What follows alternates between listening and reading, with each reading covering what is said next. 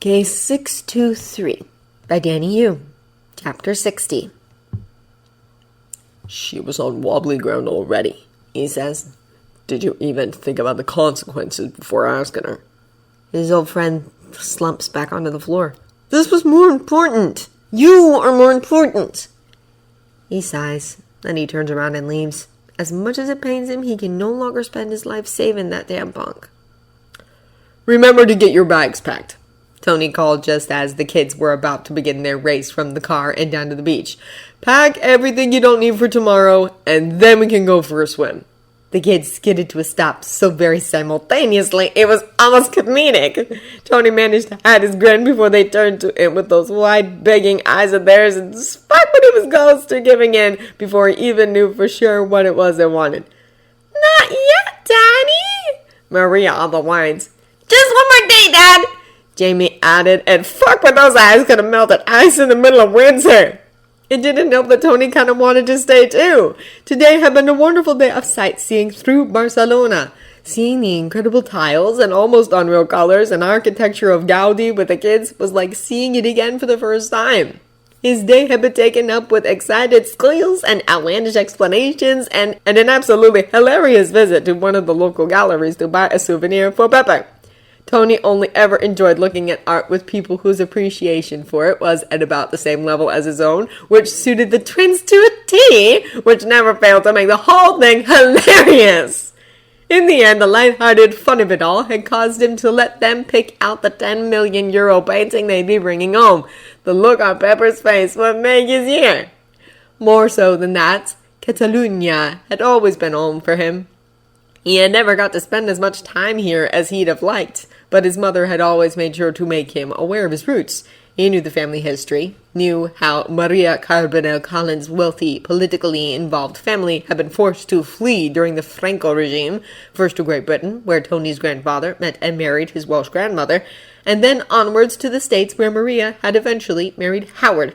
He knew how Maria had been raised unfairly impoverished as a fugitive in the United States, and how after Franco's fall, she'd spent small portions of the Stark fortune slowly buying back the properties that had once belonged to her parents' families. Tony himself had made sure those properties and companies were well taken care of, even after his mother's death.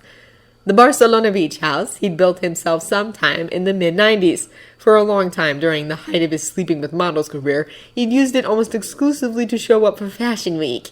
It had stood empty for the better part of a decade before he decided to take the kids here for this year's summer vacation, and it had been a balm to some wound he hadn't even realized he'd been carrying around. He knew the language here. He knew the customs. He looked similar enough to the locals that often enough he wasn't even recognized.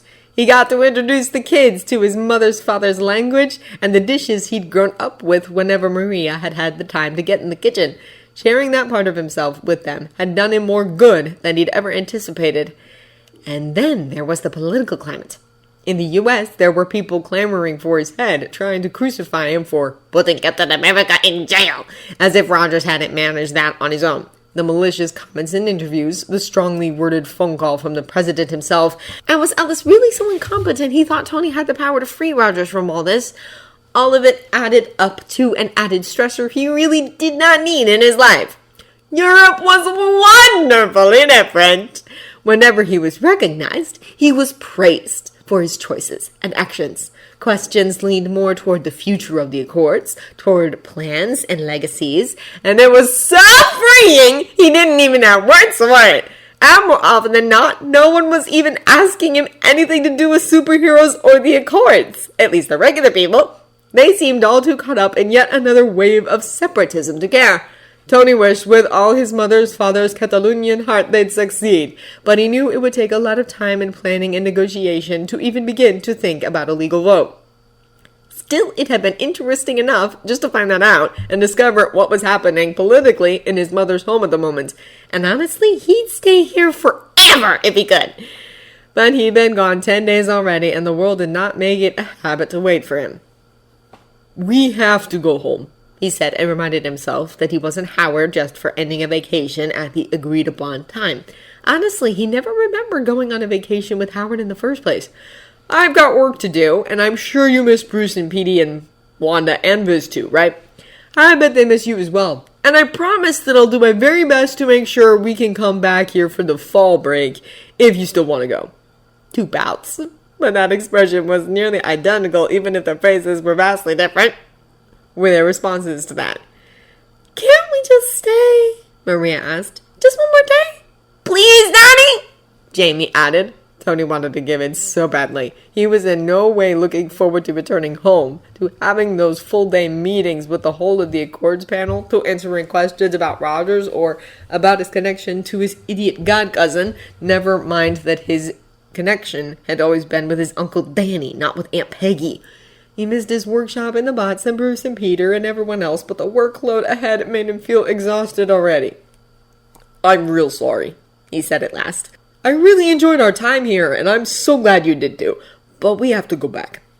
For a moment, he considered letting the twins stay and inviting Peter and his aunt to come stay with them, but really, that wasn't something he could ask of them. "Go pack your stuff, my little gears," he said at last, feeling inexplicably heavier than he did just a moment ago. "Anthony," Jocasta said when they all entered the house and the kids had sullenly made for their rooms.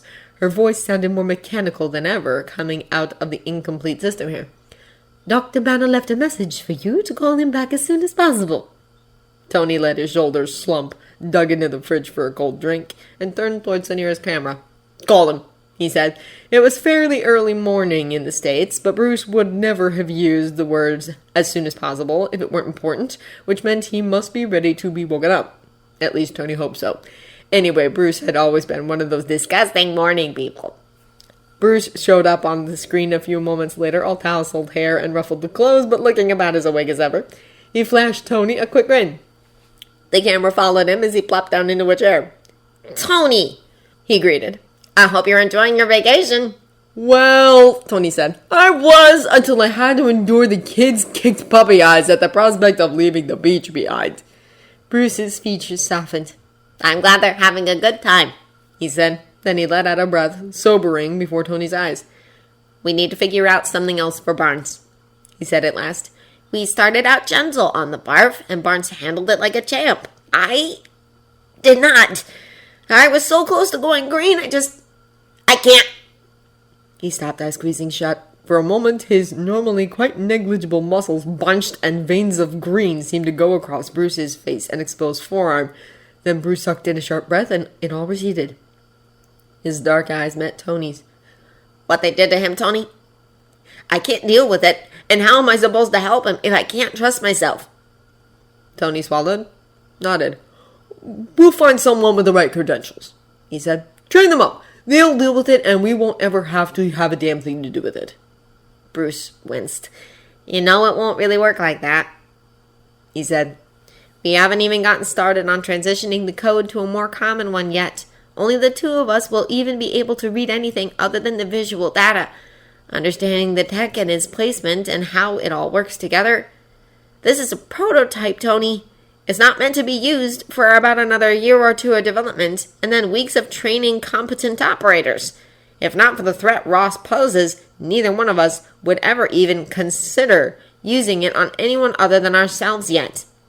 At this point in time, only the two of us can use it anywhere close to completely." He took another heavy, easily audible breath. "I hate to ask this of you, Tony." Tony took a deep breath, and it was his turn to squeeze his eyes shut and breathe through the threatening panic.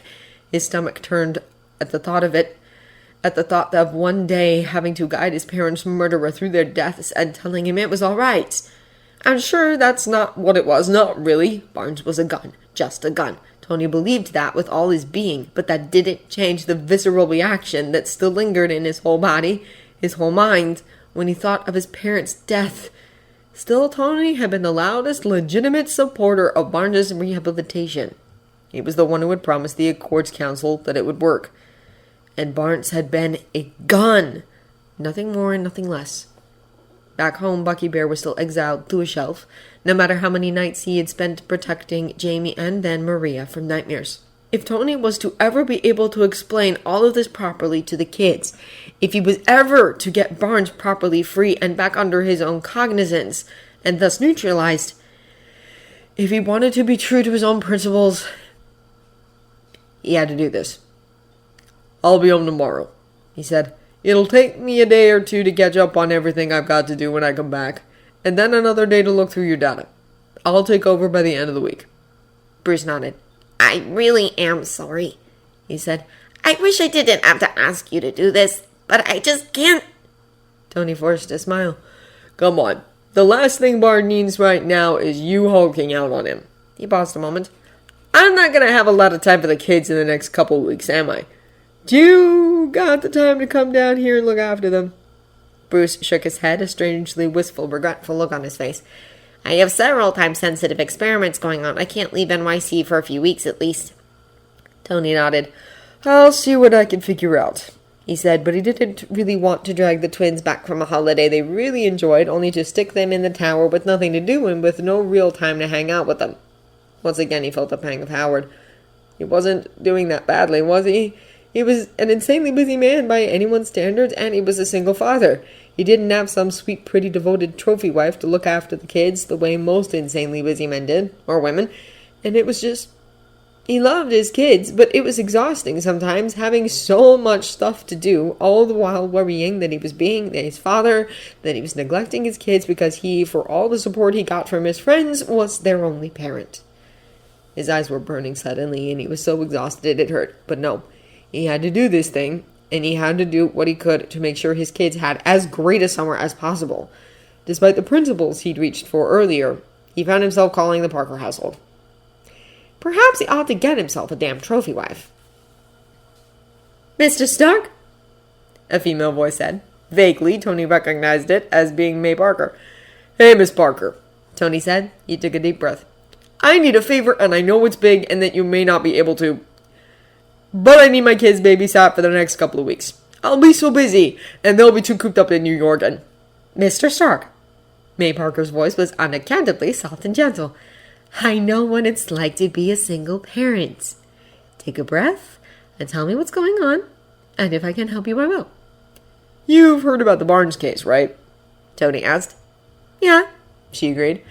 "Reversing brainwashing or something, right?" "Right," Tony agreed. "Except a whole lot more complicated than it sounds, and it's... The first few weeks of therapy are pretty intense, pretty time-consuming.